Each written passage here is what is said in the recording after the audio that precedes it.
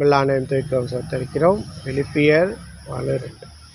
நீங்கள் ஒன்றுக்கும் கவலைப்படாமல் எல்லாவற்றையும் குறித்து ஸ்தோத்திரத்தோடு வேண்டுதலோடு தேவனுக்கு ஜெபத்திலே தெரியப்படுத்துங்கள். அல்லேலூயா.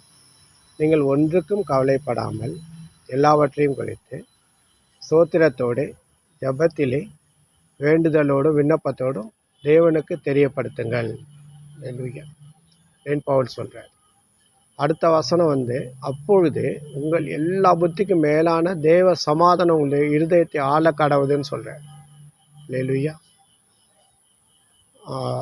நம்ம தேவனுக்கு விண்ணப்பம் அதுக்கப்புறம் அவர் என்ன சொல்லணும்? எல்லாமே உங்களுக்கு கிடைக்கும் தானே சொல்லணும். ஆனால் அவர் என்ன சொல்கிறாரு?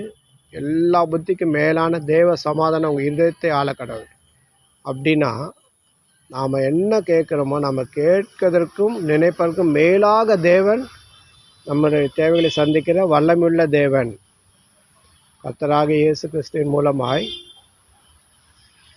பிதாவின் தேவன், கர்த்தராகிய இயேசு கிறிஸ்துவின் தேவன் வல்லமையுள்ள தேவன் சொல்கிறார். அல்லேலூயா.